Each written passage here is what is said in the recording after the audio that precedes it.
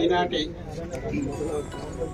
Foundation stone కార్యక్రమానికి ఇచ్చేసినటువంటి ప్రతి ఒక్కరికి పేరు పేరున నా శుభాభినందనలు. 1955వ సంవత్సరం అప్పటి ప్రధానమంత్రి గారు జవహర్లాల్ నెహ్రూ గారు ఈ ఫౌండేషన్ కార్యక్రమాన్ని చేపట్టడం జరిగింది. ఆ రోజు ఆయన ఈ నాగార్జున సాగర్ ప్రాజెక్ట్ అనేది మనకి చాలా ముఖ్యమైనదని చెప్పడం కూడా జరిగింది. అంటే 1967వ సంవత్సరం మనం 2 కెనాల్స్కి కూడాను అప్పటి ప్రధానమంత్రి శ్రీమతి ఇందిరాగాంధీ గారి ద్వారా నీటి విడుదల చేయడం జరిగింది. మనం 1974వ సంవత్సరంలో మనం పూర్తిగా క్రష్ గేట్స్ ద్వారా మనం క్రిందకి నీటిని కూడా విడుదల చేయడం జరిగింది.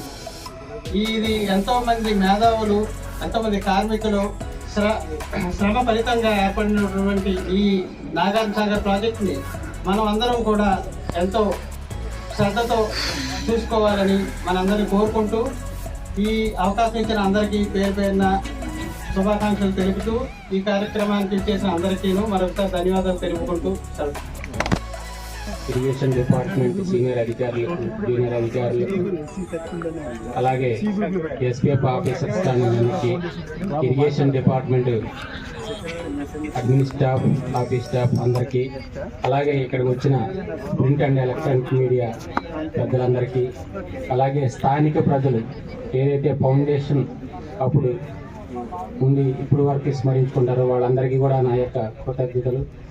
అలాగే ఈరోజు ఒక సువర్ణ అధ్యాయం. ఎందుకంటే ఆనాడు ఎటువంటి టెక్నాలజీ లేని సమయంలో ఇంజనీర్లు తమ ప్రతిభను సానపెట్టి ఈ నాగార్జున సాగర్ డ్యామ్ అటువంటి ఎన్నో కట్టడాలు నిర్మించారు. అది మన ఇంజనీర్లకు ప్రతిరూపమైన ఈ నాగార్జున సాగర్ ప్రాజెక్టు. ఈ నాగార్జున సాగర్ ప్రాజెక్టు వలన 2 రాష్ట్రాలు కూడా, అటు ఆంధ్రప్రదేశ్లో పల్నాడు, గుంటూరు, వెస్ట్ గోదావరి, కృష్ణా జిల్లాలకు, ఇటు తెలంగాణలో నల్గొండ, సూర్యాపేట, ఖమ్మం డిస్ట్రిక్టులకు సాగునీరు, త్రాగునీరు, విద్యుతోత్పత్తి, మత్స్యకారుల ఉపాధి, ఉద్యోగ కల్పనకు ఎంతో చేయూతనందిస్తీ మనకి ఎప్పటికీ కూడా చిరస్మరణీయంగా ఉంటుంది.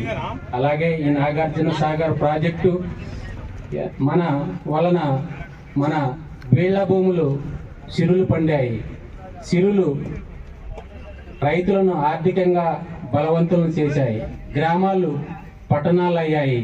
ప్రజలు ఆర్థికంగా నిలదెత్తుకున్నారు. ఈ యొక్క సాగునీటి వలన ప్రకృతి ఉచితంగా ప్రసాదించిన నీటిని ఏదైతే మన ప్రాజెక్టు సద్వినియోగం చేసి ప్రజలకు అన్ని అవసరాలకు ఉపయోగిస్తుందో దాని అందరికీ కూడా ఎంతో మనం అందరం రుణపడి ఉంటాము. అలాగే ఈ అవకాశం ఇచ్చిన ప్రతి ఒక్కరికి కూడా, ఇక్కడ ఈ ఏర్పాట్లు చేసిన మన నరసింహమూర్తి అండ్ పార్టీకి కూడా పేరు పేరున ధన్యవాదాలు తెలియజేసుకుంటూ సెలవు తీసుకుంటాం.